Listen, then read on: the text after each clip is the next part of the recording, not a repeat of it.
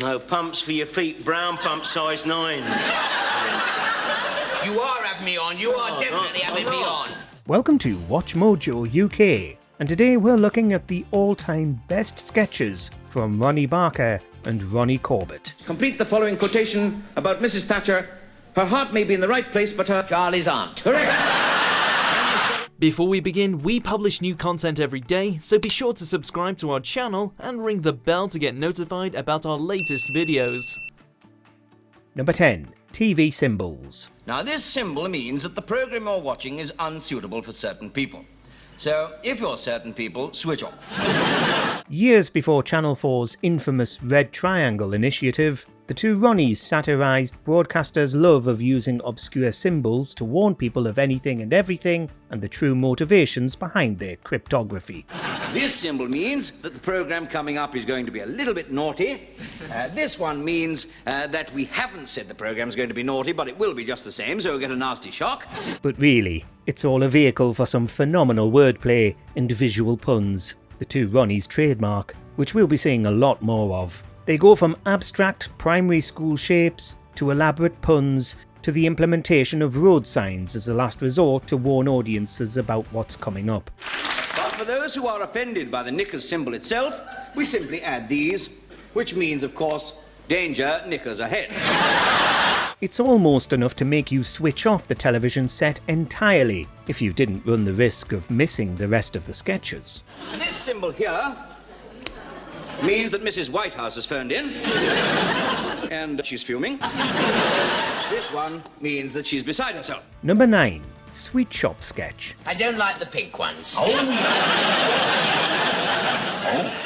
You don't like the pink? No. Oh, right. Well, we'll take the pink ones out, so that's very easy. I hope you don't mind. No, nothing's too much trouble, son. Is nothing too much trouble? Clearly not. At least not if you're running a sweet shop facing endless customer demands about their licorice all sorts. Corbett comes in just before closing time to make his very specific orders. Could I try one? Certainly, sir. You don't mind, do you? No, nothing's too much trouble, sir. I'll try one myself, sir. There we go. Now, is there anything else you want while we're having the sock, sir? First, he only wants the orange licorice all sorts, and none of the others. Then he wants a gobstopper, but only one that turns pink. And he wants chocolate, but only the kind that won't melt in his hands. If you can count them out. 1,100. 1,100, sir, sir. 1,100. 1,100. The final nail in the coffin though, the thing that certainly was too much trouble, was his demand that the shopkeeper count out a certain number of hundreds and thousands for him. Thank God Corbett was wearing that hat. No, it's nothing's too much trouble, madam. I'll smash it all up. I'll smash your teeth up in a nice. Number 8. Spoonerisms. Tickle your body with a feather tonight. I beg your pardon?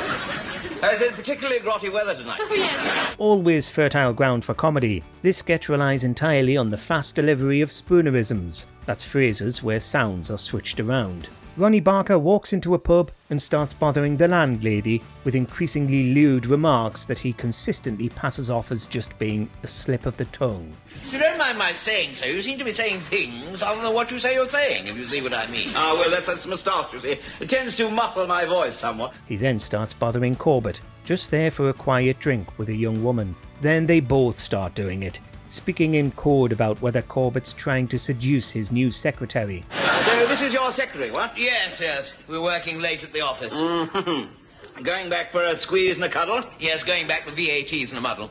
Eventually, the landlady twigs and asks him outright what he's up to, helping deliver the final one-liner of the scene. But are they Spoonerisms at all, or are they really malapropisms? Dart, you're actually saying those things, aren't you? Well, just trying to drum up a bit of trade, that's all. What sort of trade? I sell deaf aids. Pardon? Oh, good. Number 7. You can say that again. Will you please not interrupt me all the time and repeat everything I say? More repeats with you than the BBC.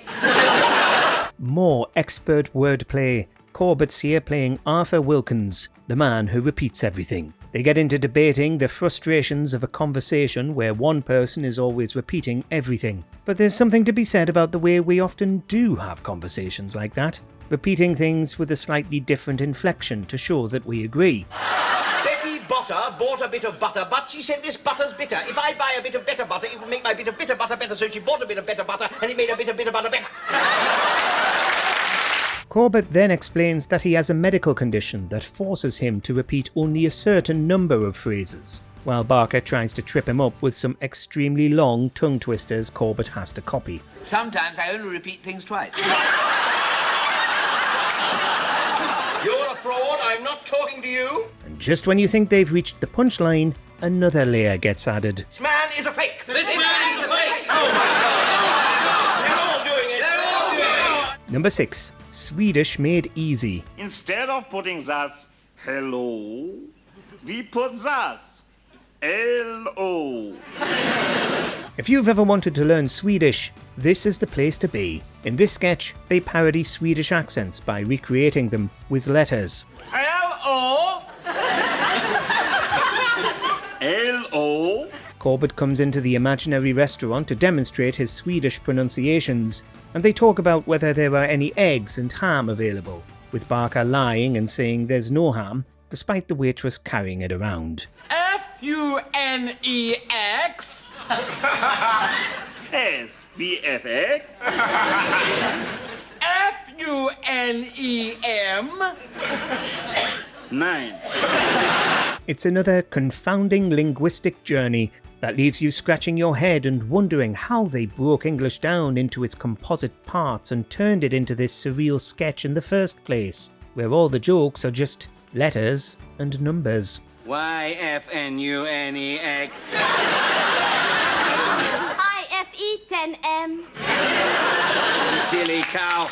Number 5. Courtroom quiz. He was found lying on his study floor. He'd been poisoned, he'd been strangled, he'd been shot 5 times through the head and stabbed 15 times in the back.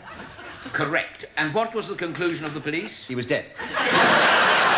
We open on what appears to be an ordinary courtroom, but it soon becomes clear that Ronnie Corbett is unwittingly taking part in a parody of game shows, and has to guess what Barker, in the witness box, is going to say in his testimony. Reading what? A book. Reading a book, yes. An old book, yes. 2-word title, yes. The judge plays the host, weighing in on whether Corbett's guesses are allowed. Then the lights dim, and Corbett begins asking questions like it's an episode of Mastermind. More on that later, while trying to determine whether Barker is guilty of the murder he's been accused of. I hereby call upon the foreman of the jury, Mrs. Doris Natwick. Come on down. Perhaps what's most infuriating, though, is how long it took him to guess Nicholas Nickleby. Dock him some points for that, surely. That's all we have time for now. But do join us next week, and who knows, you could stand trial for murder, blackmail and extortion. Number 4. Mastermind. What is paleontology? Yes, absolutely correct. What's the name of the directory that lists members of the peerage? A study of old fossils. What would your specialist subject be on Mastermind? Probably not this one, unless you're psychic. In another sending up of popular TV quizzes, Corbett is a Mastermind contestant whose specialist subject is answering the question before last, leading to a non-stop string of jokes being told backwards, with all the setups doubling as punchlines. Complete the quotation to be or not to be. They're both the same. Correct. What is Bernard Manning famous for? That is the question. In the firing line is Bernard Manning, Dean Martin, the Archbishop of Canterbury, and right at the end, Margaret Thatcher. What would you use a ripcord to pull open?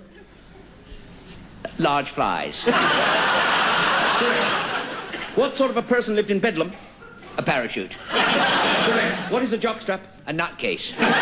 The audience loves it, and we're amazed that Corbett managed to keep it together while delivering these jokes to a baying crowd. But our favourite quip was the barb about British Leyland. What make of vehicle is the standard London bus?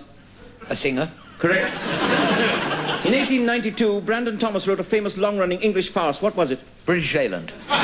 Number 3. Crossed lines. Yeah. Yes, I know the kind of girl, yes. Where did you take her? Somewhere exotic? Sainsbury's. Barker and Corbett are both making a phone call, Corbett to his wife and Barker to an old friend, in another sketch displaying their mastery of one-liners. And rolls for 20p. She doesn't. What did you say her name was? Hovis. Corbett goes through what he has and hasn't been able to get at the supermarket, while Barker is being told a lurid anecdote about a woman his friend has recently seduced, with every item on the list being a punchline. Who knew that comments about washing up liquid and the butcher's counter could sound so risque? Oh, she sounds a right little raver. I don't know how she had the energy. She said the milkman hadn't been round yet. Of course, there's still the final joke to go, when it turns out that they do seem to know the same woman all along, and Corbett's having an affair. Oh dear, I'm going to be late. I've got a fair bit to see to. I should forget it all, Simon. I'm sorry, old sport, you've been shortchanged. Number 2. Rhyming slang sermon. A long time ago, in the days of the Israelites, there lived a poor man. He had no trouble and strife.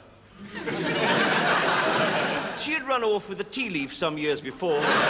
As a way to be accessible to his East End congregation, Reverend McFarlane Lang decides to deliver a sermon entirely in Cockney rhyming slang. His howdy-doos were full of holes.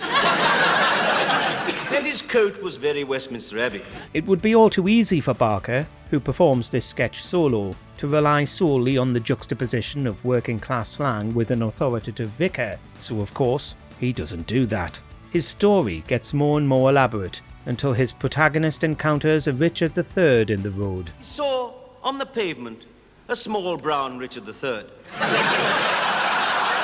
He moves the Richard III out of the way, only for Barker to deliver the most memorable joke of the whole sketch, revealing that Richard III wasn't what you, with your filthy mind, initially assumed.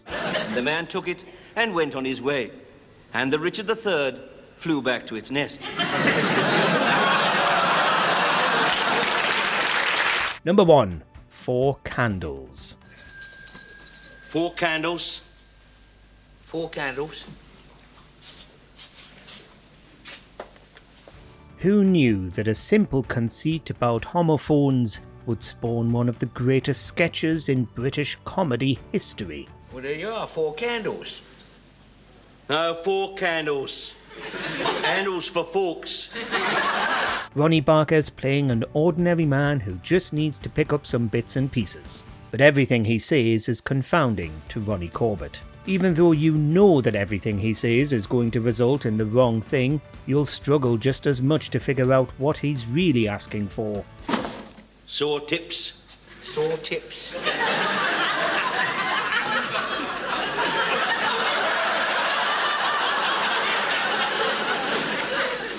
What do you want, ointment or something like that? What do you want? Corbett brings out a hoe for gardening, then a hose, rather than what Barker actually wants, which turns out to be a metal letter O to put on his garden gate.